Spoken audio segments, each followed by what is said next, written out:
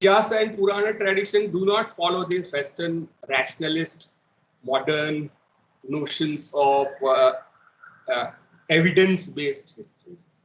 Yeah, so I think there are two more people who want to say something. Harsh, who else? Somebody raised their hands and now they have disappeared. Harsh Thai or Mantha?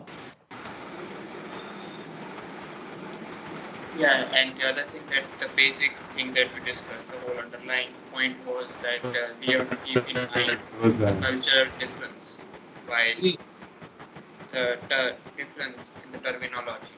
For Exactly. example, epic and Mahakavya. Right. So, what are the reasons for differences? Cultural and linguistics. Because they are part. These ideas are part of cultural histories, social histories, which are very different.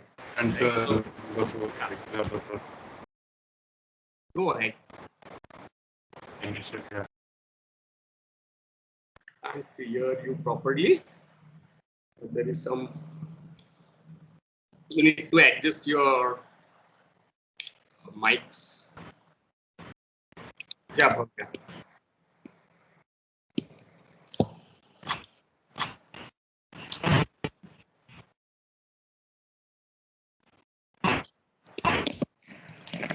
So the another thing that we focused on was how we cannot just put the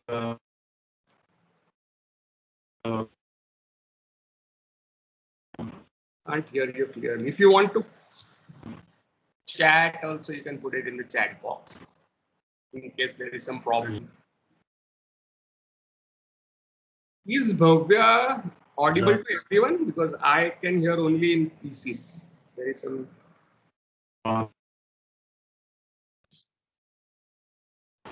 No, sir, it's not I audible. can't hear you either, Bhavya. Yeah, Bhavya, we can't hear you properly.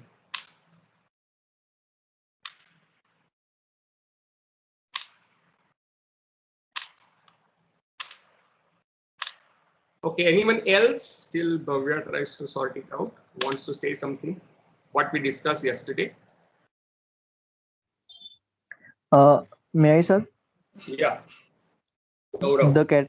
The categories of literature are different in West and Indian literature. It means like, for example, mythology is not a category of Indian. We can't categorize Indian literature with that. from the Right. So the categories, like even what Bhavya is saying about genres applies to what Gaurav is saying about the categories, right? Like Ityas Purana category would be roughly equivalent to history as well as to myth in the West, right? But they are not equivalent. They are approximately similar. But it is the Indian one because those things really do not exist since we have an oral tradition of literature rather than a written one. And apart from yeah. Oral, yes, but it was not entirely oral also. It was always mixture of both, oral as well as written. While in the West, it became largely written and printed in modern time. While in India, for a fairly long period of time, it was oral plus written. So that was the thing. And as Bhavya says, Kavya, Sahitya, Vangmaya, what Gaurav has talked about, Ityas, Puran, and mythology and history. Like these categories are roughly equivalent, not exact equivalents, because of differences in cultural histories. So the meanings, the range of meanings, or to use a technical term, a semantic field that these terms indicate are different. And we, if you remember, in our first semester, we discussed glossary of literary terms, right? So terminology on Indian subcontinent, largely from Sanskrit and Tamil, but mostly Sanskrit, was using these terms, Kavya, Sahitya, Vangmay, and so on. Or Vidagdha Vangmay was another term that was used. Vidagdha means witty or inventive, right? Vidagdha Vangmay. Vidagdha was the Sanskrit term for creative literature. And that would include even folk performances or theater or a romance novel, right? India did had some romance novels, not modern novels. And if you remember, this is also a conversation we had in first semester when we were discussing Haroun and the Sea of Stories, where I said that if you remember, does anyone remember that? Before the flood is a conversation going ahead. Yes, sir. Yes, sir. Yeah. So romance was the precursor of modern novel in the West because romance deals with a feudal system where most of the protagonists were princes, kings, and queens and their adventures of knights and all that, right? The aristocracy and a monarchy. So in India, we had something similar in Sanskrit. One is very famous, Ban, and his book is called Kadambari. So Ban Bhatt's Kadambari became the term that is used for modern novel in many languages like Marathi. In Marathi, we call novel as Kadambari, right? But that's a Sanskrit term and it indicates actually a romance. The other very famous romance in Sanskrit was Dashkumar Charitam by Dandi, which talks about 10 princes and their adventures, very similar to King Arthur and the knights and the adventures they have and they come back and tell, right? And most of them are very explicit and would sound very misogynistic and sexist by modern standards and even immoral, right? So, but that was very important part of Indian literature. Okay, what else did we discuss? Very good.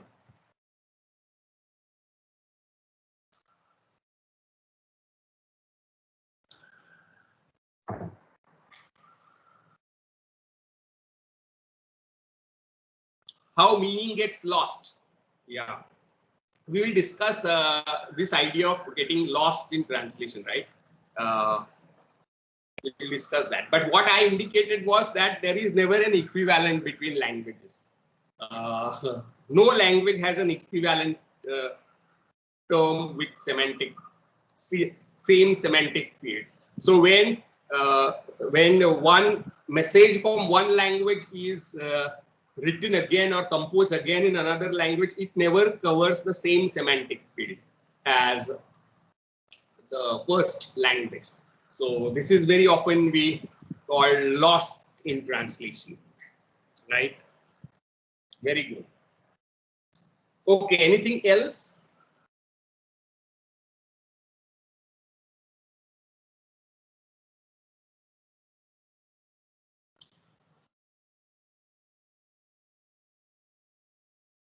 So basically what we are doing is we are unpacking the field of Indian literature, right? And you are looking at the title where we are unpacking each of the terms. And that I'm doing in order to show you that the field or the subject is not a set of books. Subject means a kind of range of questions and inquiries and deliberations like the one we had on the idea of nation, India, right? And we also saw that how Sanskrit and Western notions of literary terms are not equivalent, but we use them anyway, right? Which results in some sort of misunderstanding that we have to be aware of. So the third term that we come to is English, right? We discussed Indian, then we discussed writing. And we saw how writing becomes a predominant form, predominant mode of definition of literature itself. Literatura in Latin means writing. Now, Lekhan was never seen as in the same way in India. And lekhak in Sanskrit does not mean author, like we call him author today, right? Lekhak in pre-colonial or pre-modern times indicated a person who copies one manuscript or writes down what somebody had said. So the mythological or archetypal situation is where Ved Vyas is composing the great epic Mahabharata and Ganesha is writing it down. So that makes Ganesha the writer, Lekhak, right? So Lekhak is somebody who copies what somebody has either saying or from another manuscript. So we are looking at manuscript-based traditions of writing, right? And paper comes to India only in 14th or 15th century because of certain Islamic rulers who introduced writing, who introduced paper, I think from China. So writing on paper is a 15th century, 16th century. All the great plays of Kalidas or Bhas or Mahabharata and Ramayana and Vedic texts and all those would not be written on paper. They would be written very often on Bhurj Patra, right? Bhurj Patra is a leaf of a tree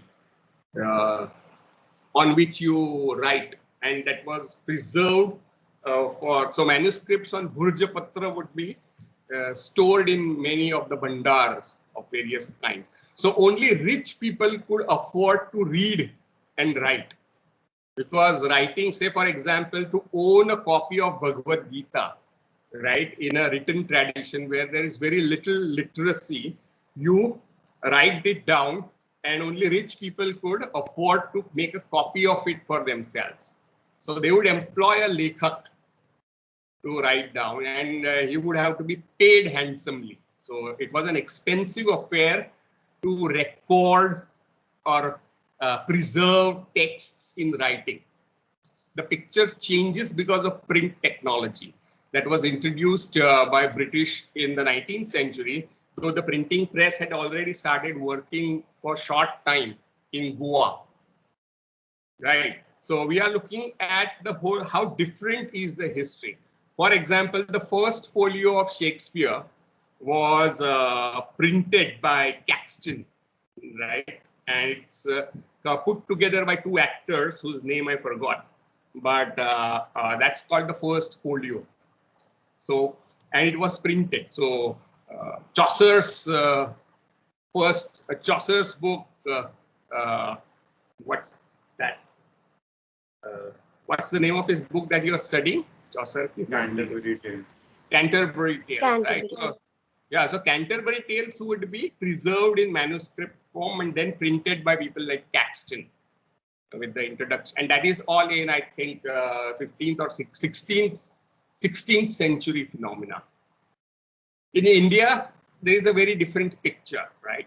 So in India, writing is the business of very rich or some sects, right? Like many sects would have their own traditions of lekhak and pathak.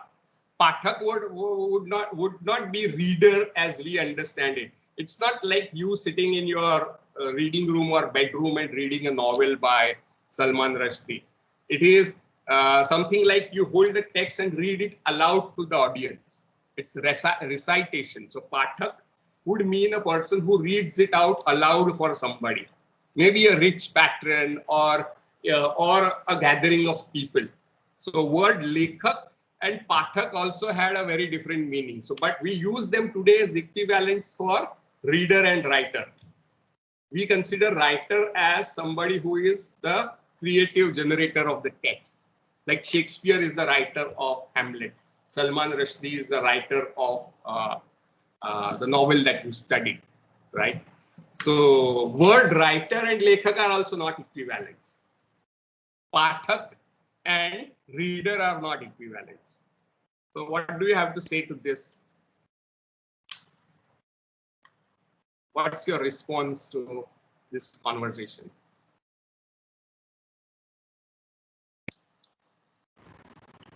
So this complicate. Am I audible? Yeah, you are not. Yes, sir. So this complicates the very domain of literature from what we have learned, how to learn things and how to analyze them, to step into this particular field with which we are not very familiar with while being like citizens of this very country. Yeah. So it's a little confusing to acquaint ourselves with so many new terms at the same time while trying to apply them to our work as well. So that Exactly. would be one of the first things that comes to my mind. And like it's just been 3 classes and like 3-4 pages worth of terminology has come out. So I'm just Can you come again? imagining 3 what would classes? be the equivalent What has, of 3 classes, what has Sir, happened? in 3 classes, 2-3 pages worth of terminology has been expressed, has come up. So I'm just thinking what would happen when we would move on to figurative speech or proper translation. Pardon? Who is, someone else was saying something. Yeah, so terminological categorical differences. The moral of the story is that you have to be very careful in looking at categories, cultural and intellectual categories, because they are not universal. And one of the problems of modernity is that the Western categories are posited as universal, right? And as if the whole world accepts those categories as universal. Like literature, यानी China में भी literature वही होगा, Arabia में भी literature वही होगा, India में भी वही होगा, जापान में भी वही होगा, so अफ्रीका में भी literature का मतलब वही होगा. So this kind of universalism that is implicit in the Western cultural and intellectual categories is challenged by historical understanding of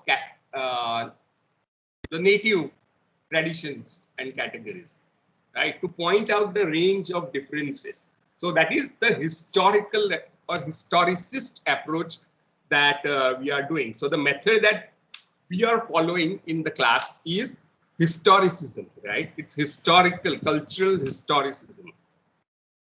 We are looking at culture and society as historically phenomena, right? Not as a historical phenomena, because a historicism often is a danger. Nation is not an eternal category which will exist in the same way and which has existed in the same way, but something that is always historically shifting.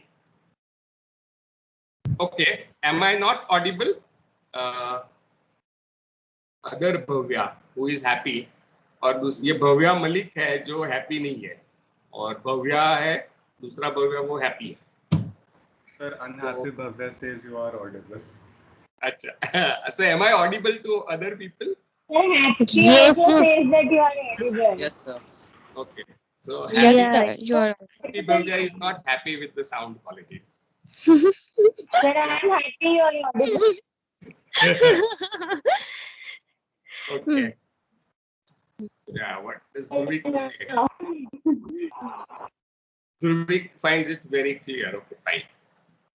Right. So the moral of the story is beware of universalism, which is an outcome of colonial history as well as modernity. Right. So we are also interested in what do we mean by modernity? One of the questions, right, that we'll be pursuing through our paper. But we are coming now to something that is very close to our experience of modernity, something that is inseparable from our own experience and understanding of modernity, and that is language called English. Right? And as students of English literature and English language, one of the things that very often happen is we think that all Indians think like us because we know English. So the kind of culture and things that we are exposed to, the categories and our own mental and cultural world is universal, right? So while English is largely 10-20% of Indian population can articulate themselves in English, And even if I say it's 10% on upper side, that's huge, right? 130 crore population of India, out of which 10% makes it 13 crore almost speakers of English in India today, right? 13 crores, which would be, I don't know, even more than native speakers of Britain, right? So even if our the place of English speaking population in India is small, it is not small by global standards. I hope you get what I'm saying.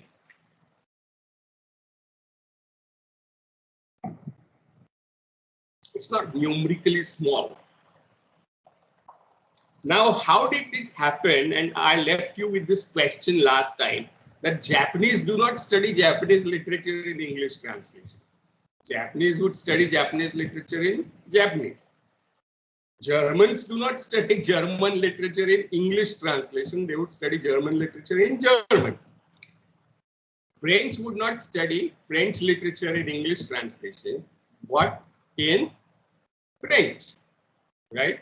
So why is it that Indians study Indian literatures in English translation? That was one question that I asked, and people had started responding to it. Yeah, Gaurav. It started with the man Thomas Lord Thomas Macaulay. Mm-hmm. And did we discuss this thing in first semester? Did we discuss this history of We English? addressed this question, Acha. but we didn't go very much in detail about the answers. But what is it that you remember? What did we talk about? It was mostly a bunch of questions, 2 questions. I can't recall perfectly, but it will come slowly as we move with the discussion. Whatever I recall it. Okay. Yeah, Gaurav, you have to say something else. You have to add to this. Okay. So how? Yeah. Anyone else saying something? Yeah, Bhavya. Sir, am I audible? Yeah. Yes, sir. So, first semester, you posed the question regarding Salman Rushdie and about a large number of authors from India and even the regional authors. And even you talked a little bit about Tagore, that his works got translated into English. That's why he got to the uh, level of winning a Nobel Prize. So, and you had posed a question like Shakespeare would write in his native language, but people here would not write in their native language. People mostly started composing literature after first millennium के बाद, यानी beginning of second millennium, in their vernaculars, right? And the term vernacular का मतलब क्या होता है? Does anyone know?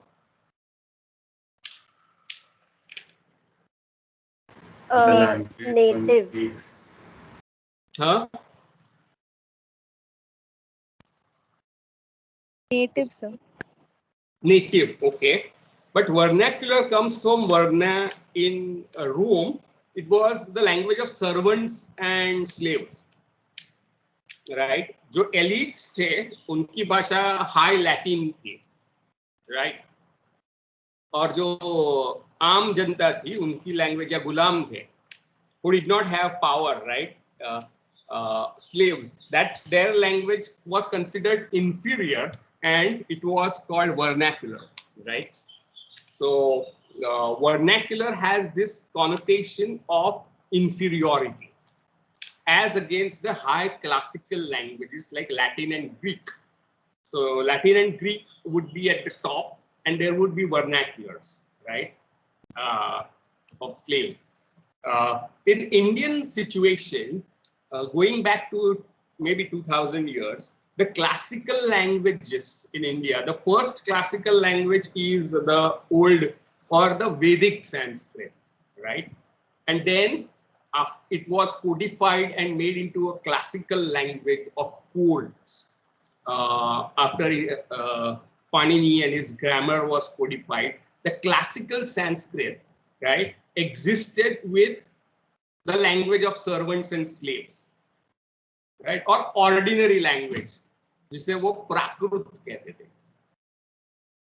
And Prakrit is the language of women and Shudras in classical Sanskrit period. So many plays like Mudra Rakshas, for example. So so-called Sanskrit drama is actually bilingual or trilingual text, because the elites, the upper caste, 3 varnas, or the kings and Brahmins and the courtiers and the rishis would speak Sanskrit, right? Or elite women would speak Sanskrit, like Shakuntala.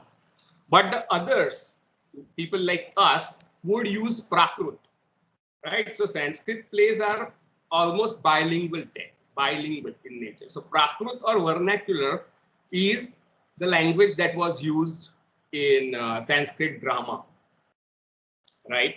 Like one that we are going to study, called Mudra Rakshas, right? Then with the advent of Turkish and Central Asian and Afghans and Mughals, Persian becomes the language of elites, a classical language, along with Sanskrit. Sanskrit chali nahi jati hai. Sanskrit does not get displaced by Persian. In fact, Sanskrit continues to be the language of upper varnas, first 3 varnas, right? Persian would be the language of the courts. So Turks would, and many various kinds of ethnicities, very often all lumped together in what we call Islamic regimes. Now, this is a misnomer, right? The period between 12th century to 19th century was labeled by British historians as Islamic period. So Hindu period, Islamic period, and British period. That is how Britishers like James Stuart Mill, right, when he wrote History of India without coming to India, he divided history in 3 periods. The Islamic period is the Dark Ages, right? Why? And the earlier Hindu period was the glorious golden age of Guptas, right? So Indian society and culture was destroyed by Islamic invasions, ऐसे James Stuart Mill कहता है. और उसके पीछे उसका मकसद और logic क्या है? It justified British presence in India. It justified colonialism. So it implied, देखो आप बर्बाद हो चुके हो, हमने आपको बचाया. Right? We came as rescuers. We are your saviors. So we have right to be here and send millions of pounds to England. Right? So colonialism justified itself by this sort of historiography of golden Hindu, dark Islamic period, and again great British Enlightenment.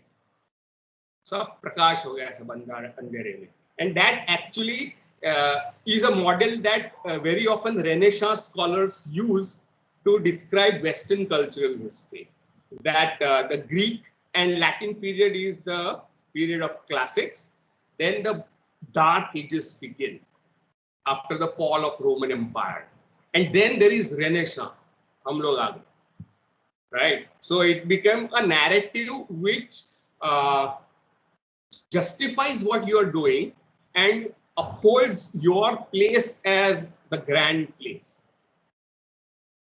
Right? So you can see how historiography or the practice of writing history is always implicated in political agendas. So British historians created this narrative in order to justify colonialism. However, the reality was that after 8th, 9th century, the vernacular started getting more and more prominent, and Sanskrit and Persian hegemony is challenged by vernaculars. Most of them were modern Indo-Aryan languages, right, which emerged from what is known as Upbranch.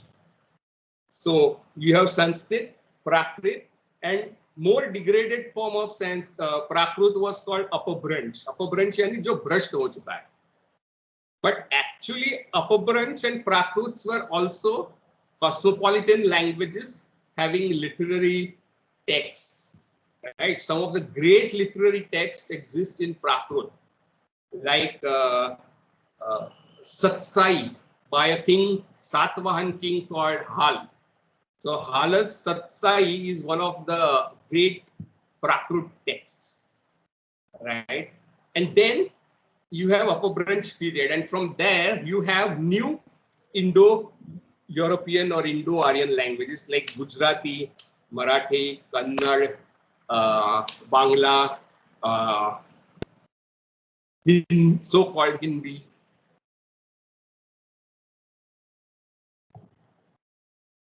It was something like Hindavi or Hindustani, right? And from that, another vernacular emerged called the Urdu and Dakhini, right? So you have a range of modern vernaculars. The vernaculars that you speak at home, right? They emerged after in the second millennium. And the elite languages were Sanskrit and Persian. Even Prakrit and Upbranch were elite languages, while vernaculars like Gujarati, Marathi, Bangla, not Tamil, because Tamil was already a classical language. I forgot to mention, and that's what happens here. Right? So Tamil is another great classical language, like Sanskrit, Upbranch, Prakrit, Tamil, Pali. All these are great languages of the first millennium, right? From 0 to 1000 AD. So then you have Urdu, all these vernaculars develop. But with the advent of British rule, somewhere in 1600, right, the charter was given to East India Company to trade with India. And that charter allowed East India Company to trade with India for spices, mostly silk, right? And they came and started business, and they met the Mughal rulers here. And Sir Thomas Roe from East India Company was made to wait for many days before Emperor Jahangir would allow him to meet him in person, and he had to bring a lot of gifts for the emperor. And the Mughal empire of the time was one of the richest empires on earth, right? So one of the myths that Britishers promoted was that the Muslims destroyed Indian economy and culture, but actually what was happening was it was one of the biggest economies in the world, one of the richest empires. And comparatively, ये लोग गरीब थे ना, Elizabeth के yeah. So Thomas Roe had to wait in Jahangir's court. Yeah. Who is this Munu Liap? Please, can you tell me your name? Sir Maitreyi. Yeah, Maitreyi. I forgot. You told me yesterday. Sir, I just wanted to add that before the British came to colonize India, India had been contributing to 25% of the world's economic trade, and Great Britain was something like 4%. And right. By the time the numbers had completely flipped. Right. So, but they didn't come to colonize. Sir Thomas Roe का इतना clearly intention नहीं था कि come and rule over India. This is a business corporate which wants to do business, and in order to protect business, they have to build as they called it, factories, and they had to guard. So थोड़े guard रखने, security वाले चाहिए.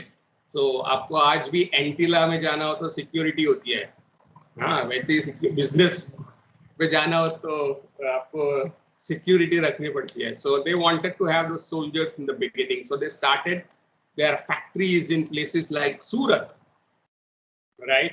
And slowly they developed another port which they had received in dowry, right? And this port was called Bombay. Charles II, whom you met in Restoration period, मिले हो ना Restoration period में monarchy restore होती है.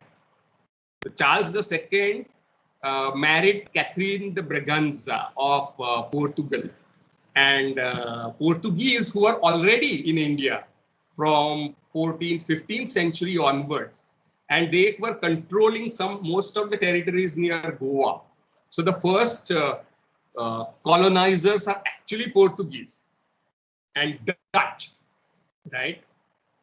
So they were doing fairly well. So they were controlling a lot of western coast, Portuguese rulers in Goa. They also introduced printing, right? And they brought very conservative Jesuits or very conservative Roman Catholic religion in Goa. The Britishers were Protestants, right? So the dowry that Charles II had received by marrying this princess was developed into a port by Britishers in Bombay. Right? It started expanding to the great city that you see now. What is the point of all this discussion is this brings us to introduction of English language, right, in India. And how is it that Portuguese or Dutch or French did not become such a big language in India compared to English? Is because the Britishers managed to defeat most of the time, not just the rulers in India, but also the French and the Dutch and the Portuguese. So one of the first writers in English, Indian writer in English, right? Person who thought that I should write in English, right? Which was a big thing in those days, because the first Englishman who came to India, right? Somebody called Thomas Stephens, who went to Portugal, converted to Jesuit religion, and came to India with Jesuits in Portugal, and started writing Bible in Marathi and Konkani. So the first Englishman in India becomes a vernacular writer. And one of the great books in Marathi is called Krista Puran, written by Father Stephens, Thomas Stephens. Have you heard of this? Has anyone heard of this? No, sir. So one of the great Marathi writers is an Englishman who converted to Jesuit religion, went to Portugal, wrote in Marathi, which is intermixed with Konkani in Goa. And that is the first Marathi, or maybe the first Indian book to be printed on the subcontinent, right? This is 1616, 1616, right? 1616.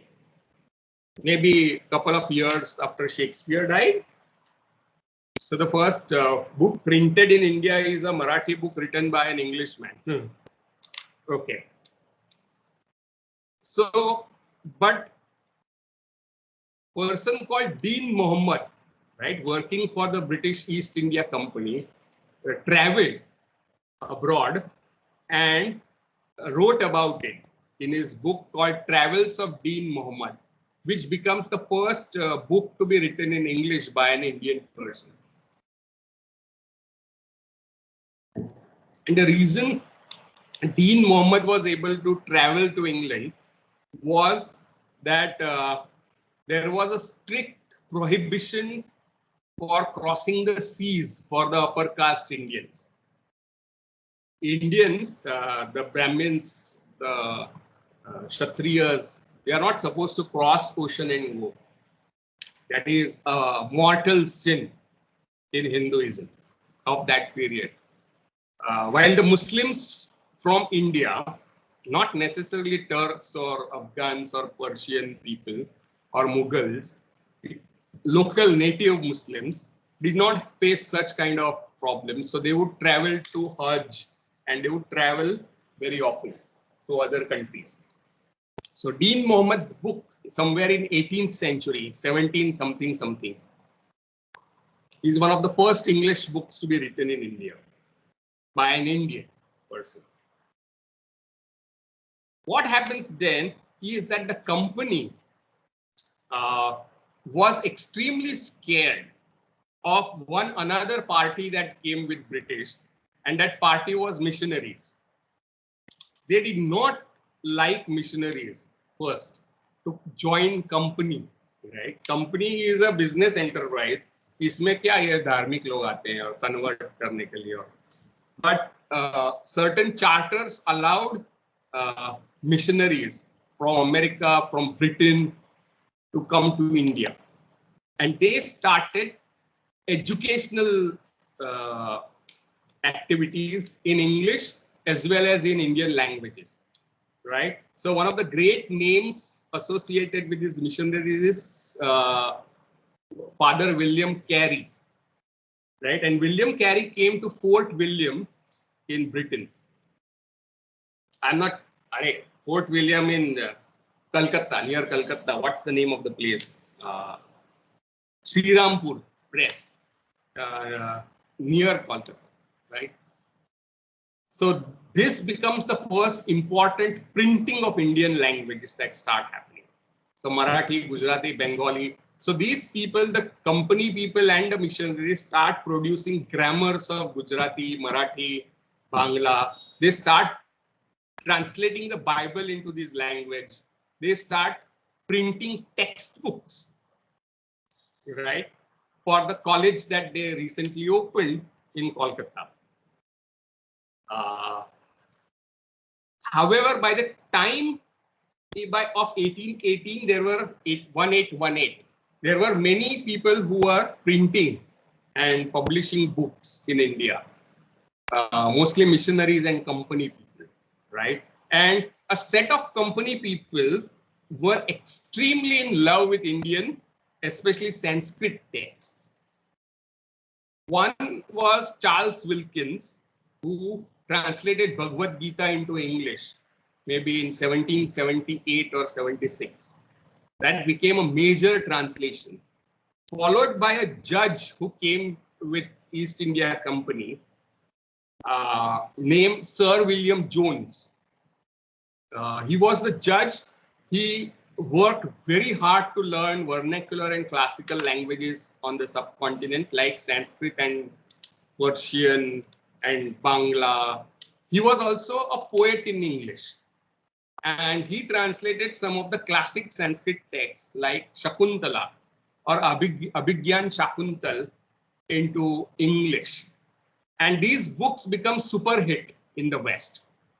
And these people are called the Orientalist scholars because they study the Asiatic or the Eastern cultures, right? So Orientalist scholarship started building up. But another faction of business people in the East India Company were not very happy with these ideas, right? They thought that this will harm their projects and it would not go down well for the company. This kind of love and admiration for Sanskrit and vernaculars, right? So they preferred to have everything done in English. They wanted to promote English language. And they were called Anglicans, right? Orientalists, and these were Anglicists. So there were two opposing factories, what should I say, lobbies in the company. In the meanwhile, there a person called Raja Ram Mohan Roy, right, who became a polyglot scholar, who learned Sanskrit, who learned Persian, who learned Greek, who learned so many languages. He started promoting the need of English in India. So he writes a letter to one of the viceroys, probably Charles Amherst, saying that we don't want education to be in Persian or Sanskrit or Arabic, another classical language, in which he was the great scholar. Rajaram Mohan Roy was a great scholar of Arabic, as well as Persian, as well as Sanskrit, as well as Greek, right? A polyglot scholar. So he writes saying that we want language of science and technology and mathematics and advancement. These languages, the classical languages, are largely languages of rituals and superstitions. So we want Indians want education in English. So by 1835, company declares that it will spend 1 lakh rupees. 1835 के 1 लाख रुपए. आज के कितने होते हैं पता नहीं. कितने होते हैं पता नहीं. If somebody can count it, economists जिसने पढ़ा हो. To the education of natives, that's a huge amount, right? Not as huge as their earnings, but huge. And there, both the factions fought over whether the education should be in Sanskrit, Persian, Arabic, or in English. But one person that Gaurav mentioned, who decided, who took a call in favor of Anglicist, right? And he said that the whole entire 1 lakh rupees should be spent not on educating people in Persian, Sanskrit, Arabic, Gujarati, Marathi, as was the case, right? So education in Marathi was also given, and Gujarati was also given by company in Bombay. Before Macaulay, Lord Thomas Babington Macaulay, one of the great Victorian poets, passed a resolution saying that the entire money should be spent on English learning. Right? This is the turning point in the history of the subcontinent. It's a turning point. India would never, and that decision of 1835 is the reason you are here in the classroom, listening to me. So that is how far-reaching that decision was, right? आप लोग ने English literature, English क्यों लिया सब लोगों ने? What's the reason? So the reason आप लोगों ने क्यों English लिया was given by Macaulay. Macaulay said that one library, one cupboard of Western library has more knowledge and riches than the entire libraries of the East. China, Africa, India, उनके पास जितना learning है उससे ज्यादा सिर्फ एक कबाट English का उसका knowledge है. That knowledge is greater than all the knowledge of the Eastern civilizations put together. Right? That's what he said. And second thing, very interestingly, that he said was we spend this money because we want to create a class, right, who would go between the rulers and the ruled, right? So he wanted to create a class of people who would be kind of in between, go between the rulers, the English, and the ruled. So this class, and he would explain this class would be Indian in blood and color, but by brains and by thought, they would be English. So खून चमड़ी Indian है आपकी, मगर दिमाग अंग्रेज है. ऐसे in between लोग पैदा करने, bilinguals. That was the reason why we should spend money on education of natives. And then he would also insist that English enlightenment would result in reformation and enlightenment of the natives, right? And why is he spending this 1 lakh rupees? As we know, is because he is doing his duty as a ruler. Uska Raj Dharma hai, right? It's the burden of the East that the white man is carrying on his shoulders. So in order to do that, he introduces English education in the big way. And the first graduate comes up with the establishment of first universities in India in the year 1857. So in 1857, 4 universities were established by British in India. One is in Bombay, second is Delhi, third is Kolkata, and fourth is Chennai. That was called Madras in those days. So these 4 universities started accepting graduates who would largely study in English. And one of the first graduate is prescribed in our syllabus. उसका नाम था Bankim Chandra Chatterjee, first university graduate from Kolkata, right? And interestingly, he writes a book, his first book that he wrote maybe when he was very young, just out of college, was in English rather than in Bangla, called Rajmohan's Wife, that we will study as part of our syllabus, right? He stopped writing in English and he started writing in Bangla and became one of the most influential intellectuals of India. Not just in terms of great novels that he wrote, like Anand Mat, which has this song called Vande Mataram. ये सुना है song आपने Vande Mataram? Yes, sir. Okay. Yeah. So that was written by Bankim Chandra in his novel Anand Mat. He wrote many novels that became kind of models for others to write novels in India. And the decision that he took to abandon writing in English is also very interesting, right? So here is a graduate of English who writes first novel in English, which we are going to study as part of our syllabus. And then he started writing his masterpieces, and he drew upon Indian history very much the way Walter Scott drew upon English or Scottish history. And that's why he was also called a Walter Scott of Bangla or India.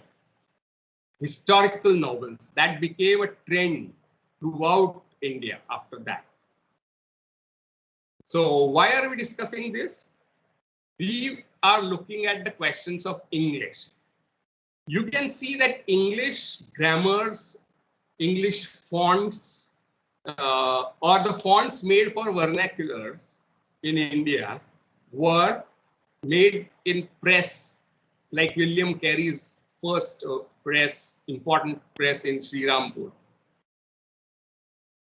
So for them, question was how to print Marathi books, how to teach Marathi to company people, how to teach Bangla to those people who came from England, right, and were administrators in the company.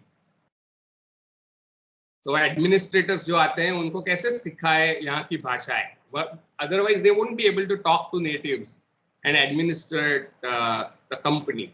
So they developed grammars and textbooks for education of British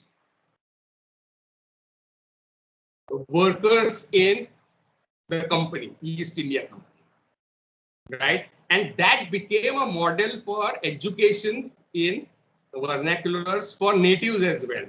And interestingly, their institutions which were teaching their administrators would also teach natives, right? But they would charge fees for that. यानी एक भारतीय भी पढ़ सकता है मगर उसको fees भरनी, right? They wouldn't do it for free. So though they pretended that they are here for the welfare of India, they would not be interested in welfare of Indian languages so much. The exceptions would be people like Elphinstone, Mont Stuart Elphinstone, जिसका नाम आपने सुना होगा. उसके नाम से एक railway station भी है बॉम्बे में. So Elphinstone was one of the great promoters of vernacular, and he also saw something that is very interesting. So on one hand, you have a person like Macaulay who dismisses entire learning in the colonies as being inferior to learning one cupboard of English books. On the other hand, people like Macaulay,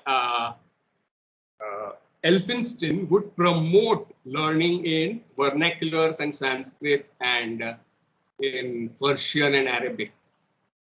So Mont Stuart Elphinstone in the Western, that is the Bombay presidency, right? So India was divided into presidencies. So Bombay presidency, Lahore तक, Karachi तक जाती है Bombay से, और Karnataka का उसमें हिस्सा आता है. So Gujarat is also part of Bombay presidency in British rule. So that is something that you have to keep in mind. So Gujarati intellectuals would also come to Bombay to study. Right. So English education establishes itself and plays a role in shaping the vernaculars. For example, Indian vernaculars did not have punctuation, जैसे comma, full stop, and so on.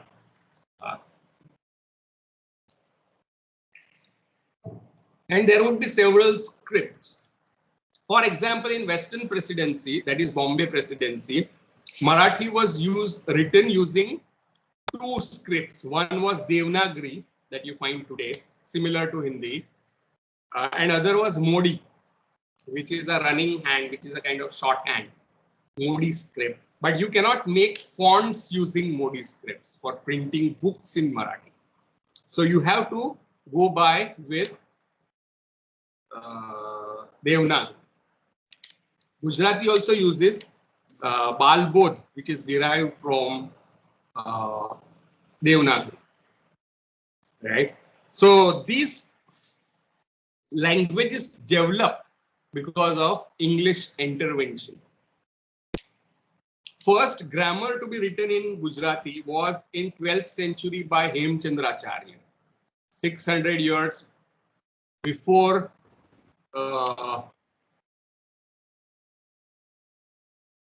Johnson, Samuel Johnson ने English dictionary बनाई, उससे पहले Gujarati dictionary Hemchandracharya मुनि बनाते हैं in Gujarat 600 years before, right? And later new grammars and new dictionaries were made by Indians in collaboration with the British. So English has, so the model of grammar used was largely Sanskrit plus English to write grammar of Bangla or Gujarati or Tamil. Now this is very strange, right? Because grammars should follow the nature of the language in which you should not impose categories of other languages on them. But that is what happened. So grammars and the languages were standardized. Multiplicity of dialects and multiplicity of scripts were standardized because of English education in India. Right, so because of printing largely. Another thing happened because of printing, right? With printing, journals, pamphlets, newspapers came to exist, and these allowed a kind of discussion to happen across geographies. So a person in Pune could be talking to a person in Nagpur as well as in Bombay about Marathi speaking society, Maharashtra. So people started imagining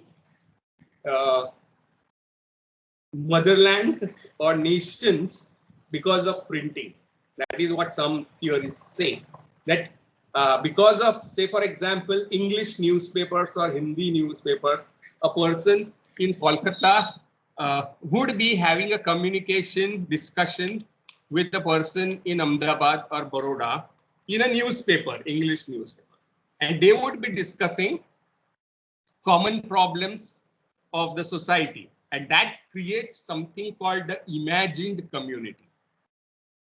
And this is the thesis forwarded by a person called Benedict Anderson, a renowned scholar, who says that nations are imagined communities, which are produced by something called print capitalism.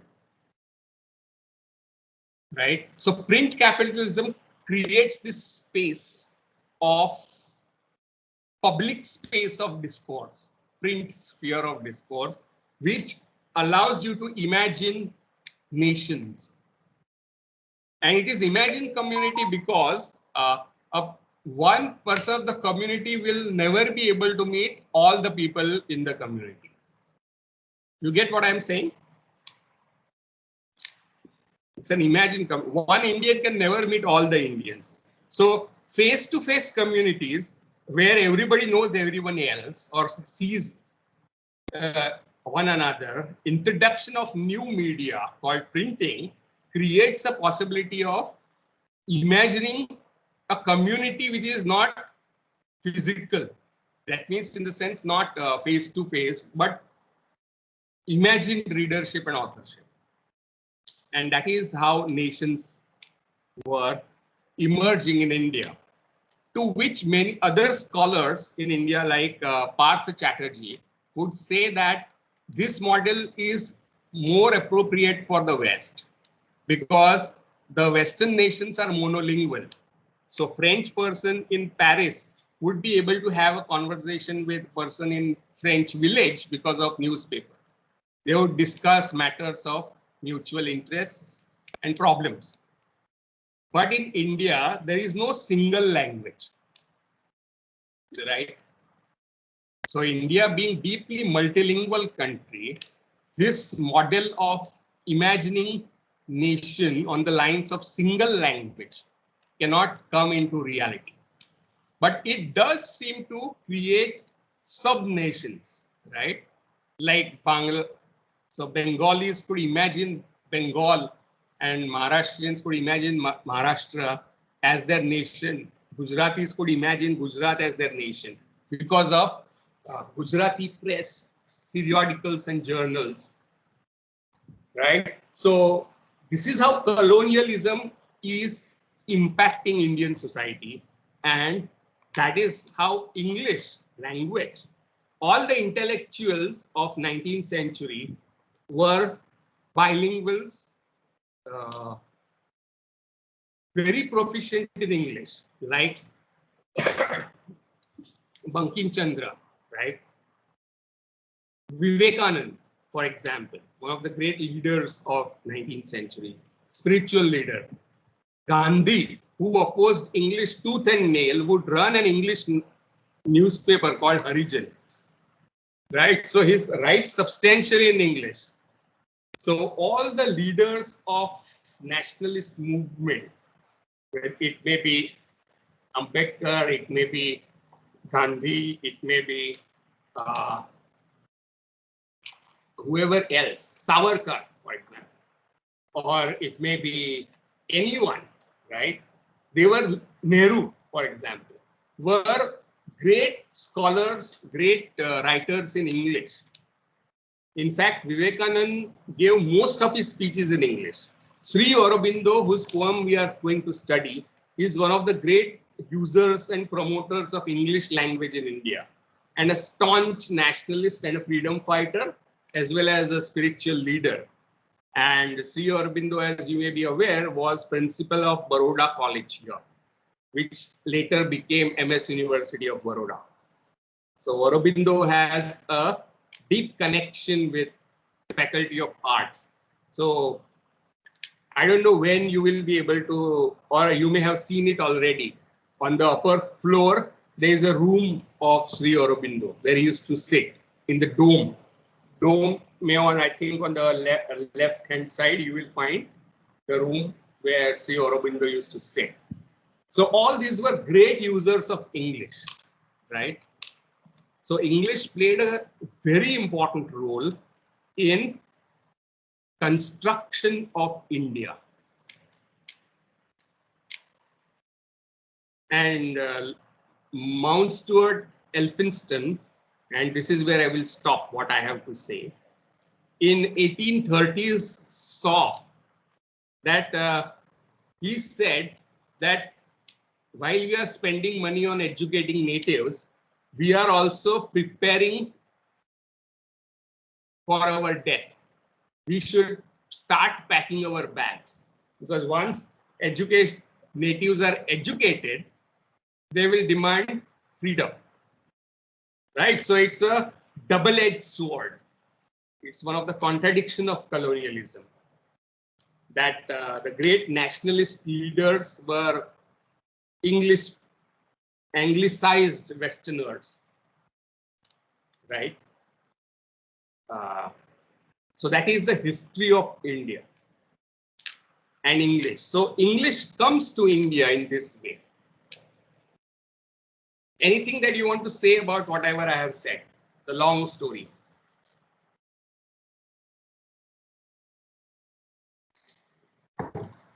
What comes to your mind? What are the questions?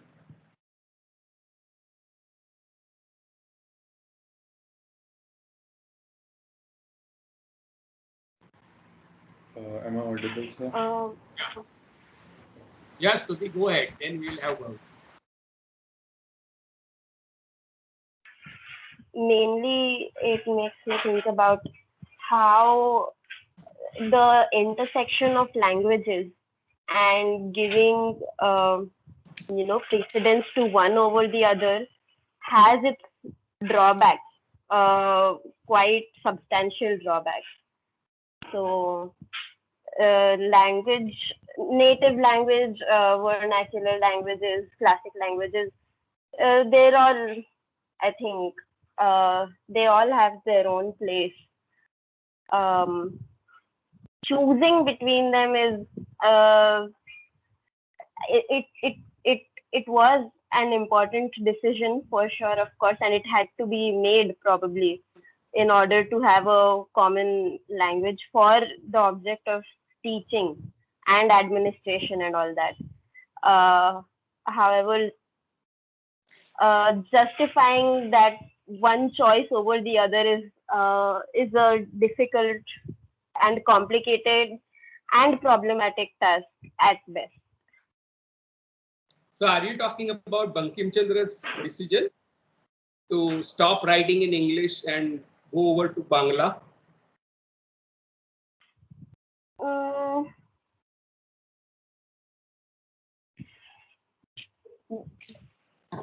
Was that a preference or a political move? Yes.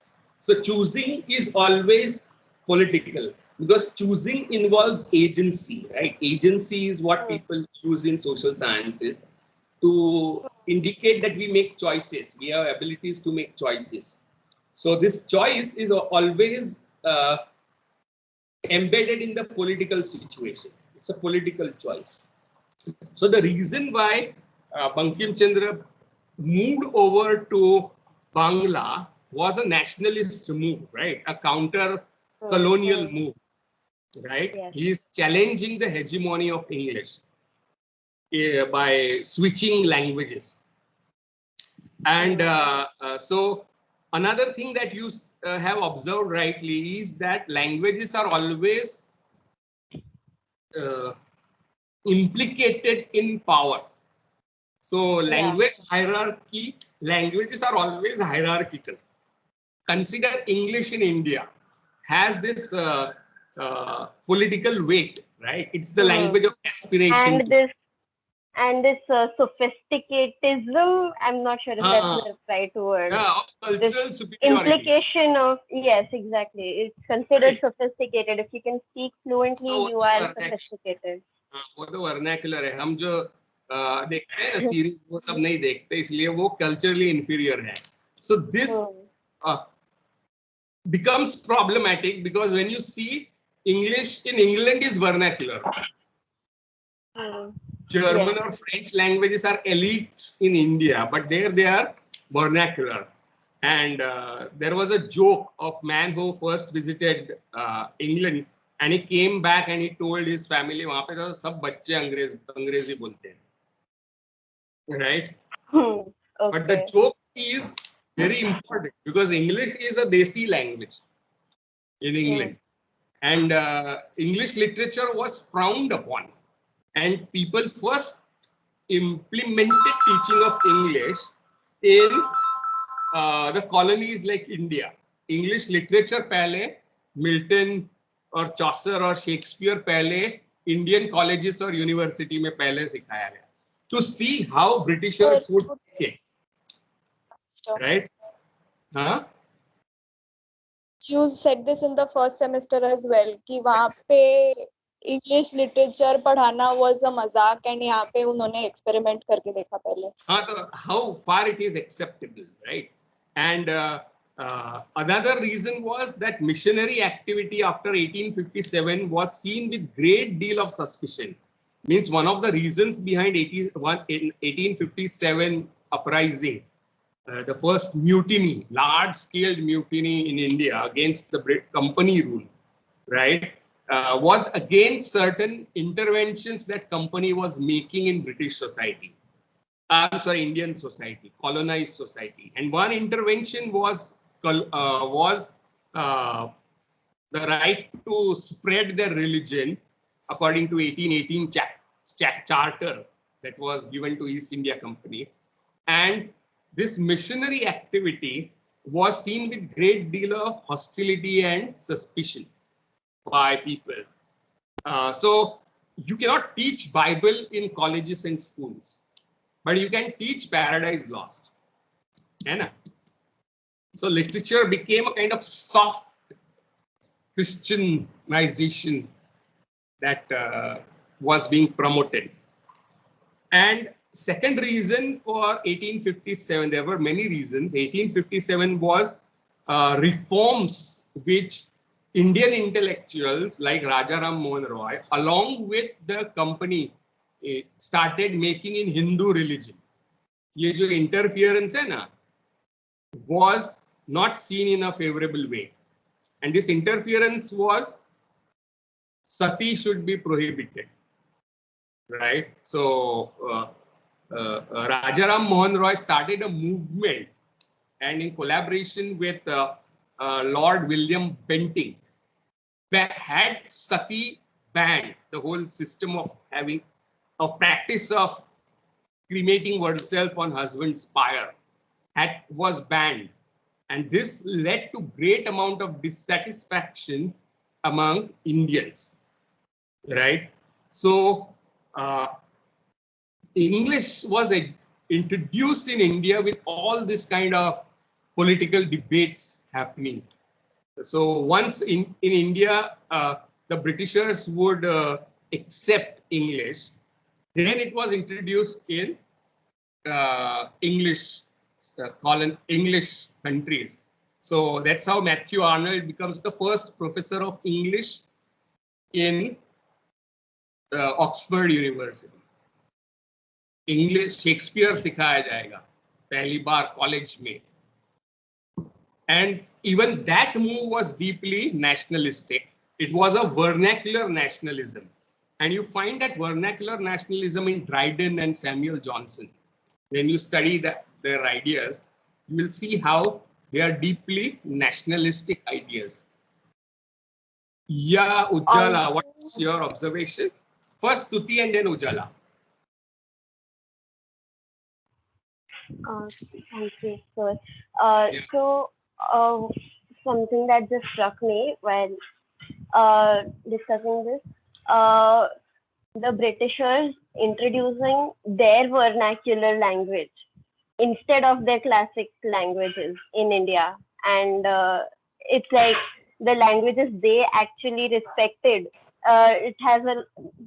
This could have a lot to do with superiority. If you are already inferior to us, the languages we consider superior, वो तो तुमसे नहीं ही हो पाएगा. So take this.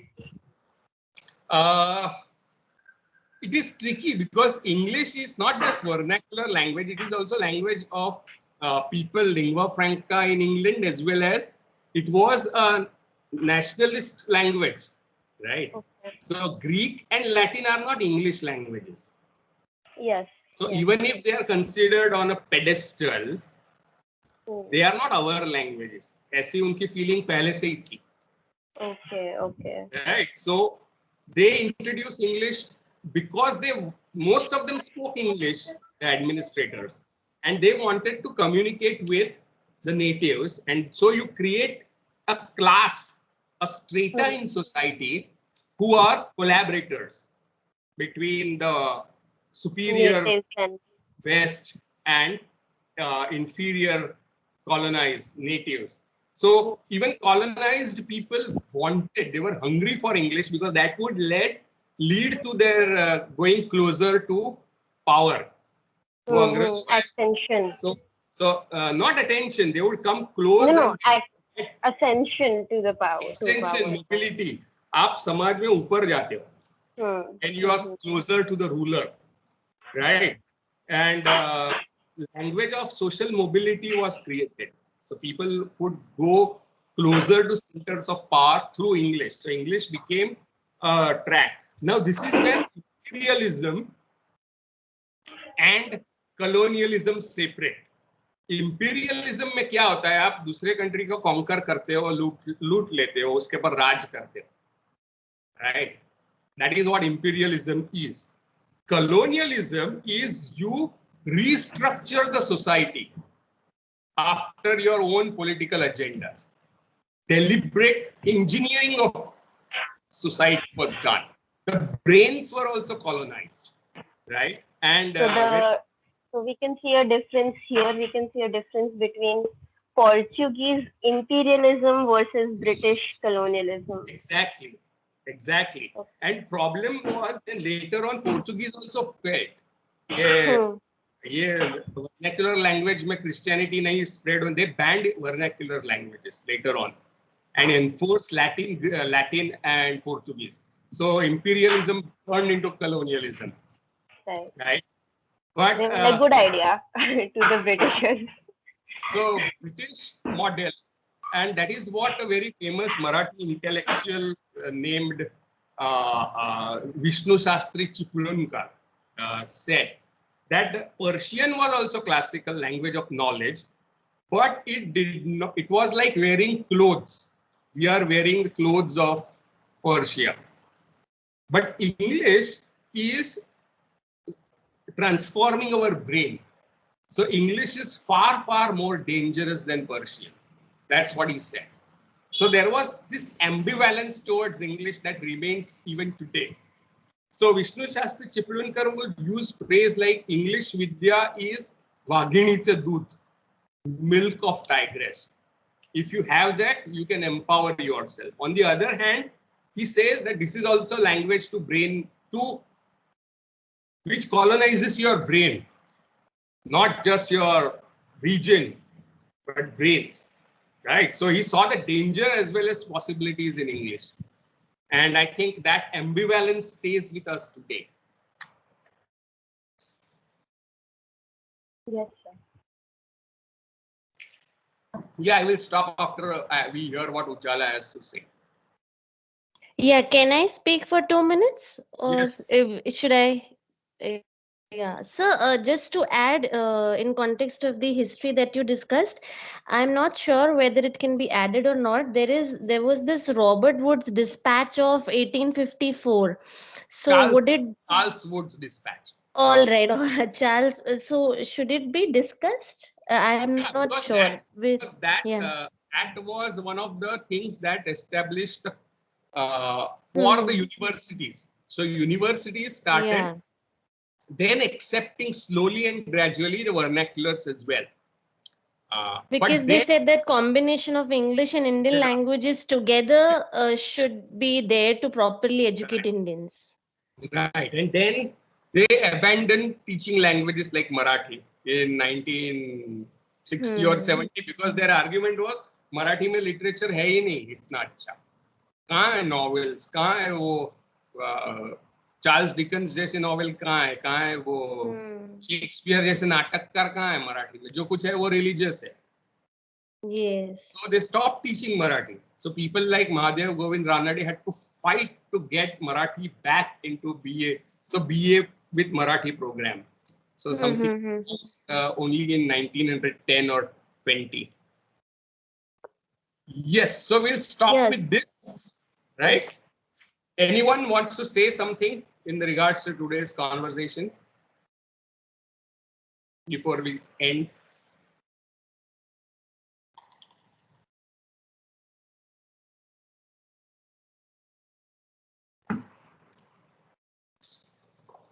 Okay, so let all that sink in. We will catch up with the question of translation, because this is the right place. Next week, the last term that we have to unpack and complicate, right? And then we'll start discussing the texts, right? And you have seen the syllabus and you have started gathering the text. So tell me about their availability in the group, right? So we'll stop here for today because we have overstepped our time substantially. So all of you have a good day and take care. We meet next week. Okay, sir. Good day. Thank you, sir. Okay, Thank sir. you, sir. Thank you, sir. Thank you, sir. Yes.